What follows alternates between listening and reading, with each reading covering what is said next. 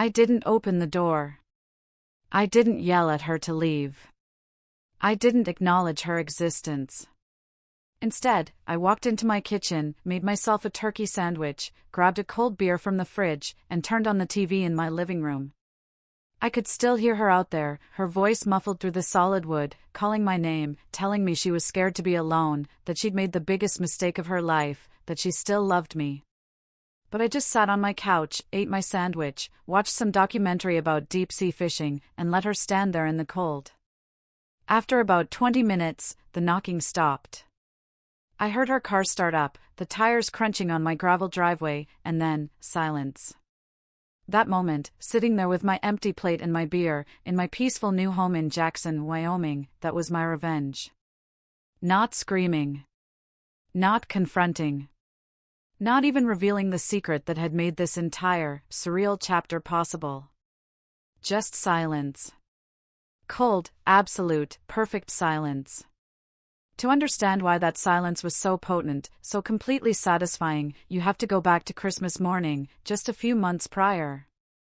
I woke up that day, December 25th, in Boise, Idaho, already planning how I'd get Maya a better ring someday, how I'd propose again when I was back on my feet. And instead, she dumped me before I even finished my coffee. My name is Leo, and up until early December, my life was, well, boring in the best possible way. I was 35, an IT analyst, pulling a decent salary. Engaged to Maya, together 2 years, planning a spring wedding. We'd already bought half the decorations, debated DJ versus live band until I could recite both arguments in my sleep. Life wasn't perfect, but it was ours. Then the first week of December hit, and everything fell apart faster than I could process it. My company got acquired by some massive corporation out of Portland, Oregon. One of those deals where they send an email at 9 a.m., and by noon, security's walking people out with boxes. 60% of the staff got cut, and I was part of that percentage. No warning, no performance review. Just a 2-week severance package and a generic email thanking me for my service, like I was some disposable part they'd upgraded. I remember sitting in my car in the parking lot, staring at that email, thinking about the mortgage, the wedding deposits, the ring payment I still owed. I drove home that day feeling like someone had punched a hole through my chest. But I wasn't going to give up. I started hustling immediately, picking up freelance gigs, fixing servers, building basic websites, doing network repairs for anyone who'd pay me. The money was inconsistent, way less than my salary, but it was something. I even sold my car because we could survive on Maya's Honda, and I needed the cash cushion. I told myself this was temporary, that I'd find something better in January, that we'd laugh about this rough patch someday at our wedding reception. But Maya changed. And it happened so fast, I almost didn't catch it at first. The first few days after I lost my job, she said all the right things. Told me it would be okay, that we'd figure it out together. But by the end of that first week, something shifted. The conversations about the wedding stopped.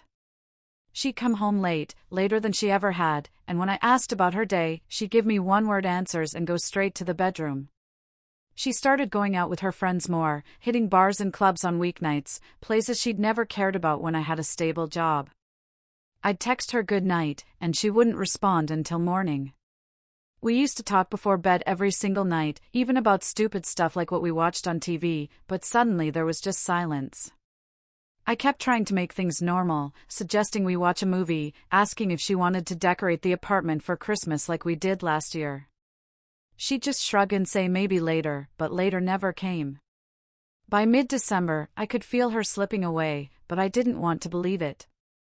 We'd been planning this life together for 2 years. We talked about growing old, about the house we'd buy, about teaching our kids to ride bikes. You don't just throw that away because someone loses a job, right? Wrong. A week before Christmas, I suggested we drive to my parents' place for the holidays, like we always did. She looked at me like I'd asked her to fly to Mars and said, maybe another time. But then she mentioned she was planning to go to her parents' house alone. That stung more than I wanted to admit, but I didn't push it. Every day that week, she got colder. She stopped kissing me goodbye in the morning. She scrolled through her phone during dinner instead of talking. She started sleeping on the far edge of the bed, like I had some contagious disease. I kept telling myself it was temporary, that once the holidays passed and I found a new job, we'd get back to normal. I even bought her a Christmas present back in November, before everything went to hell. This beautiful necklace she'd been eyeing for months. I wrapped it carefully, put it under our little tree, imagining her face when she opened it. Christmas morning came, and I woke up early, trying to make the day special despite everything. I made coffee, cooked eggs and bacon, set the table like we were going to have a normal holiday breakfast. I put on a Christmas playlist, turned on the tree lights, even lit one of those cinnamon candles she liked. The apartment looked festive and warm, but it felt hollow because I could sense what was coming. Maya walked into the living room around 7:30, and the first thing I noticed was that she was already wearing her coat. Not pajamas. Not the Christmas sweater I got her last year. Just jeans and boots and her heavy winter coat, like she was about to leave. She wasn't wearing makeup. Her hair was pulled back in a messy ponytail, and her face was blank in a way that made my stomach drop. She sat down across from me at the table, didn't touch the food, didn't even look at the present I put near her plate. She just stared at me for what felt like an hour, but was probably 30 seconds. And then she said the words that gutted me completely. "I can't stay tied to someone with no future," she said, her voice flat and final, like she'd been rehearsing this speech for days. "And I won't fake my happiness on Christmas." I just sat there, fork halfway to my mouth, trying to process what I was hearing. I slid the wrapped necklace across the table toward her. Some pathetic part of me still hoping this was a bad dream, or a test, or something fixable. She didn't even touch it. She stood up, told me she was going to her parents alone, and that she'd come back for the rest of her stuff later. Then she walked out. I heard her car start in the driveway. And just like that, Christmas was over. I sat at that table for an hour, staring at the eggs getting cold, listening to Mariah Carey sing about "All I Want for Christmas," feeling like the biggest failure on the planet. The woman I planned to marry had just walked out on me on Christmas morning because I lost my job. Because I wasn't good enough anymore. Because I had no future. That phrase kept looping in my head like a curse, * no future. No future. No future, * the next few days were the worst of my life. Worse than getting fired. Worse than anything I'd experienced before. I barely slept, maybe 2 or 3 hours a night, and when I did, I'd wake up reaching for her side of the bed and finding it empty. I threw myself into work, taking any freelance gig I could find, coding at 2 o'clock in the morning just to keep my brain occupied so I wouldn't think about her. My apartment felt haunted. Every corner reminded me of something we'd done together, some plan we'd made. Then, 3 days after she left, I was up late working on a server migration project, exhausted and numb, when I saw a news alert pop up on my laptop. Someone in Idaho had won the Powerball jackpot, $9 million. I didn't think much of it at first, just another reminder that some people get lucky while others get dumped on Christmas. But then something clicked in my brain. This weird, nagging feeling I couldn't shake. Back in mid-December, right after I sold my car, I'd stopped at a gas station to fill up Maya's Honda before a grocery run. While I was inside paying, I grabbed a Powerball ticket on impulse, spent $2 I probably shouldn't have, picked random numbers without thinking twice. I'd stuffed the ticket in the kitchen junk drawer and completely forgotten about it, because honestly, who actually wins the lottery? But sitting there at 2 a.m. with that news alert glowing on my screen, I felt this insane urge to check. I walked to the kitchen, opened the drawer, dug past old batteries and spare keys and takeout menus, and found the crumpled ticket. My hands were shaking as I pulled up the winning numbers on my phone. I checked once. Then twice. Then a third time, because my brain refused to accept what I was seeing. Every single number matched. All 6. I'd won $9 million, which after taxes would come out to about $4.8 million. I sat down on the kitchen floor in the dark, holding that ticket, and I didn't feel happy, or excited, or relieved. I felt empty. 1 week ago, Maya had told me I had no future. And now I was a millionaire.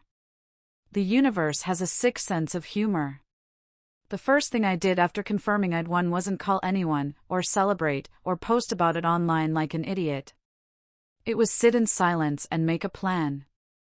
Because I knew exactly what would happen if Maya found out. She'd come running back with tears and apologies and some story about how she never stopped loving me, how she just needed space, how we could work through this together now that money wasn't an issue. I'd seen enough Reddit posts to know how this played out, and I wasn't about to become another cautionary tale about lottery winners who got destroyed by their exes. I spent that entire night researching, reading legal forums, figuring out how to protect myself. By morning, I had a name, Arthur Sterling, an attorney in Portland, Oregon, who specialized in lottery winnings and asset protection. The kind of lawyer who'd handled cases like mine a dozen times and knew every trick in the book. I called his office the day after New Year's, explained my situation, and he didn't even sound surprised. He told me we'd set up a trust to claim the money anonymously, that Idaho allowed winners to stay private if they were smart about it, and that I needed to cut every single financial tie to Maya immediately. I followed his instructions exactly. Closed our joint bank account, removed her access to my credit cards, changed passwords on everything from Netflix to my email, deleted all my social media accounts, got a new phone number and only gave it to my parents and my brother. I even rerouted my mail to a P.O. box.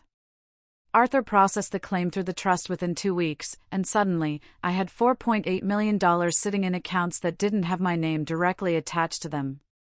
It felt surreal, like I was living someone else's life. But I knew I had to make a bigger move if I wanted to stay hidden. Boise was too small, too many mutual friends, too many places Maya could track me down if she got desperate enough. I needed to disappear completely, start over somewhere she'd never think to look. I started researching small towns in Wyoming, places with mountains and lakes and communities that actually cared about privacy. I found Jackson, a beautiful town near Grand Teton National Park, with maybe 7,000 people.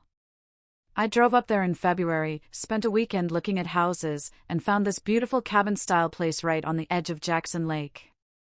3 bedrooms, huge windows overlooking the water, surrounded by pine trees and snow. Asking price, $400,000. I bought it in cash through an LLC, closed in 10 days, and moved in before Valentine's Day. The irony wasn't lost on me that I was starting my new life on the most romantic holiday of the year, alone, but finally free. Living in Jackson was different from anything I'd experienced before. Quiet in a way that let me actually breathe for the first time in months. I didn't buy a mansion or a sports car or any of the flashy stuff lottery winners waste money on. I just lived simply, bought groceries at the local market, volunteered at the community center teaching basic computer skills to seniors.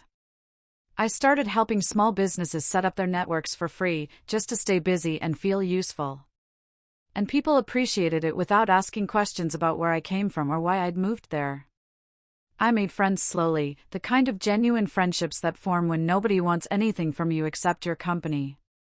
There was this guy, Ben, who ran fishing tours on the lake. We'd grab beers sometimes and talk about nothing important, and it felt good to just exist without the weight of my past crushing me. Then in early March, I went to this community potluck at the town hall. One of those events where everyone brings food and pretends to care about local politics, but really just wants to socialize. I brought store-bought cookies, because I still couldn't cook worth a damn. And that's where I met Eleanor Vance. She was standing by the food table arranging her homemade chili in a crock-pot, wearing jeans and a flannel shirt, her hair pulled back in a braid. And when she looked up and smiled at me, it wasn't the kind of smile that wanted something. It was just warm and genuine and kind. We started talking about how bad my cookies looked compared to everyone else's dishes, and she laughed in this easy way that made me feel normal for the first time since Christmas. We kept running into each other after that. At the coffee shop, at the library, on hiking trails around the lake. She worked as a nurse at the local clinic, had lived in Jackson her whole life, loved the mountains and the quiet and the community. She didn't know anything about my lottery win or my past with Maya. And I didn't tell her, because it felt incredible to be seen as just Leo. Not Leo the lottery winner, or Leo who got dumped on Christmas. We started spending more time together. Nothing official at first, just friendship that slowly became something more. She'd text me pictures of sunrise over the lake. I'd bring her coffee before her early shifts. And for the first time since everything fell apart, I felt like maybe I could build a real future with someone who actually valued me. But of course, the past doesn't stay buried forever. And Maya made sure of that. The first message came right after New Year's, barely a week after she'd walked out on me. My old phone, the one I kept turned off in a drawer just in case, buzzed with a text from an unknown number. "Leo, I want to talk, please," it said, and I knew immediately it was her. I didn't respond. Over the next 3 days, messages kept coming from different numbers, friends of hers I barely knew, mutual acquaintances asking me to just hear her out, saying she was sorry and needed closure. Then the calls started. Voicemails that I deleted without listening. Texts that got more desperate each time. By mid-January, she'd somehow figured out I'd left Boise because one of her friends mentioned seeing my apartment listed for rent online. The messages got more frantic after that, asking where I'd gone, if I was okay, saying she deserved to know what happened to me. I ignored every single one, blocked every number, and thought maybe that would be the end of it. I was wrong. In late February, I was working in my home office when I heard a car pull into my driveway. I looked out the window, and my stomach dropped, because there she was. Maya, standing next to her Honda, looking exhausted and desperate after what must have been a 6-hour drive from Boise. I have no idea how she found my address. Maybe she hired someone, or tracked down some mutual friend I'd forgotten about. But there she was, on my property, looking up at my house like she had any right to be there. I watched her through the window as she walked up to my front door, and I didn't move. She knocked softly at first, then harder. I heard her voice through the door, muffled, but clear enough. "I made a mistake," she called out, her voice cracking like she'd been crying the whole drive. "Please give me 5 minutes." That was the scene I described at the beginning. That moment of perfect, absolute silence. Later that week, I got an email from Chloe, one of Maya's friends, who I'd always thought was decent. The subject line said, "You should know." And inside was a short message explaining that Maya had been telling everyone we were just on a break, that I'd disappeared because I was upset, that she had every right to talk to me about our relationship. But the kicker was the last line.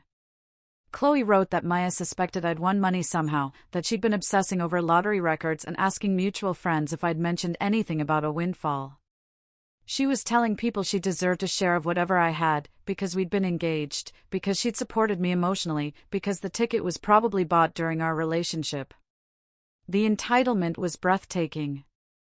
The audacity was almost impressive. I forwarded that email to Arthur immediately.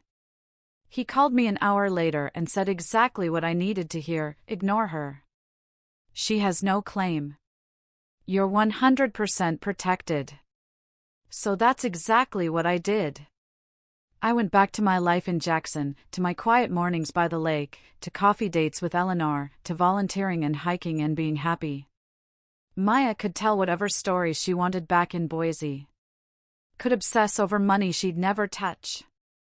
Could spend her energy trying to track down a man who'd already moved on. I was done giving her space in my head. Spring came to Jackson and brought with it something I hadn't felt in years. Actual peace that wasn't interrupted by anxiety or anger or the constant weight of wondering what went wrong. The snow melted off the lake. Wildflowers started popping up along the hiking trails, and I fell into a rhythm that felt sustainable and real. I'd wake up early, make coffee on my deck watching the sunrise, do freelance IT work I actually enjoyed because I wasn't desperate for every paycheck anymore. I still lived modestly. Drove the same used truck I'd bought when I moved to Wyoming. Wore jeans and flannels like everyone else in town. Nobody in Jackson knew I had money, and that anonymity was worth more than any mansion or luxury car could ever be. I kept volunteering at the community center, teaching kids basic coding on Saturday mornings, helping elderly folks figure out their email accounts and video calls with their grandkids. Ben and I started going fishing twice a week, just floating on the lake, talking about sports and weather and nothing that mattered. And those hours on the water became my therapy. Eleanor and I got closer, too. Not in some rushed, desperate way, but naturally, like two people who genuinely enjoyed each other's company and weren't trying to fix anything or prove anything. We'd cook dinner together at my place. She'd teach me how to actually season food properly, and I'd make her laugh when I inevitably burned something anyway. We'd drive up to Grand Teton National Park on her days off, hike for hours without talking much, just existing together in a way that felt easy and right. She still didn't know about the lottery win, and I hadn't told her yet. Not because I was hiding it exactly, but because our relationship wasn't built on that, and I wanted to keep it pure for as long as possible. Meanwhile, back in Boise, Maya's life was apparently falling apart in slow motion. And I only knew this because information has a way of traveling, even when you're trying to stay hidden. My brother called me in April. We'd stayed in touch through my new number, and he mentioned he'd run into one of Maya's cousins at a grocery store. The cousin had talked his ear off about how Maya was struggling, how she'd become isolated after we broke up, how her friends were getting tired of hearing about her drama. Apparently, she'd been telling anyone who'd listen that I'd abandoned her, that I'd run off with money and refused to talk to her, that she deserved closure and I was being cruel by ignoring her. The story had evolved over the months from we're on a break to he won the lottery and ghosted me to I have legal rights to his winnings. Each version more desperate and entitled than the last. Some people believed her, most didn't. But either way, her reputation had taken a hit. People remembered that she'd dumped me on Christmas morning, that she'd walked out when I was at my lowest, and now her crying about how I wouldn't give her a second chance just made her look shallow and opportunistic. My brother said the cousin seemed almost embarrassed talking about it, like the whole family knew Maya had messed up badly and was now facing the consequences. I listened to all this and felt nothing. Not satisfaction, or vindication, or even pity. Just indifference.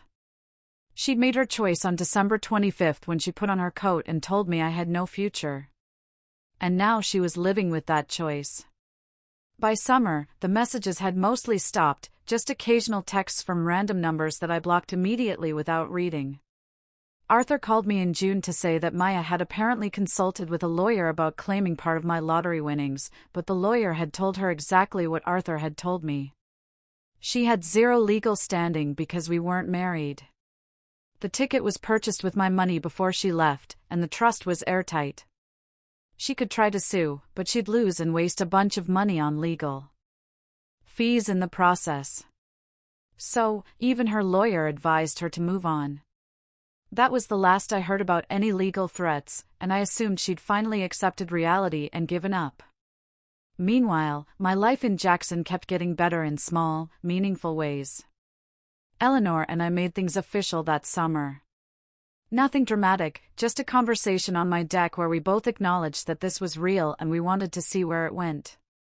I told her about the lottery win not long after that, sitting by the lake one evening, explaining the whole story, from getting fired, to Maya leaving, to finding that ticket, to moving to Wyoming. She listened quietly, didn't interrupt, and when I finished, she just nodded and said it explained some things, but didn't change how she felt about me. That response meant more to me than any amount of money ever could. The fact that she'd fallen for me when she thought I was just some IT guy who'd moved to Wyoming for a fresh start. Not because of what I had, but because of who I was. Fall rolled around and brought with it the kind of clarity that only comes with distance and time. I realized I hadn't thought about Maya in weeks. That she'd become just a story I told sometimes, a chapter that was completely closed. I heard through the grapevine, my brother again, that she'd started dating someone new, some guy from her office. And I felt genuinely happy for her, in an abstract way, because it meant she'd finally moved on and stopped obsessing over what she'd lost. The holidays approached, and this time they didn't fill me with dread. Instead, I was actually looking forward to them. Eleanor and I planned a quiet Thanksgiving with Ben and some other friends, potluck style at my place. Everyone bringing dishes and hanging out by the fireplace. Christmas was coming up too, and I'd already bought presents. Was planning to visit my parents with Eleanor. Was excited about decorating the house with someone who actually wanted to be there. 1 year ago, I'd been sitting at my kitchen table watching Maya walk out the door, feeling like my life was over, like I'd never recover from that kind of rejection. Now, I was living in a beautiful place with genuine friends and a woman who loved me for real. And none of it had anything to do with the money. The money had given me options and security and the ability to disappear when I needed to. But it hadn't bought me happiness. Happiness came from choosing to build something new instead of clinging to something broken. From recognizing that Maya leaving was actually the best thing that could have happened, because it forced me to become someone better. I think about that Christmas morning sometimes. About how she looked at me with contempt and said I had no future. About how certain she was that she was making the smart choice by leaving. I wonder if she thinks about it too. If she replays that moment and realizes she walked away from someone who would have spent his entire life making her happy, who would have shared everything with her, who loved her enough to keep trying, even when she'd already given up. But mostly, I don't wonder about her at all. Because I'm too busy living the future she said I didn't have. The truth is, the best revenge wasn't rubbing my lottery win in her face, or posting about my new life on social media, or even confronting her about how wrong she was. The best revenge was silence. Was building a life so fulfilling and peaceful that she became irrelevant. Was finding someone who saw my worth when I had nothing, and chose to stay. Maya left me because she thought I was a bad investment. Because she couldn't see past a temporary setback to the person I actually was. And that says everything about her, and nothing about me. She wanted a future that looked good on paper. I wanted a future that felt good in reality. And I got exactly what I wanted. What do you think about the quiet power of simply moving on?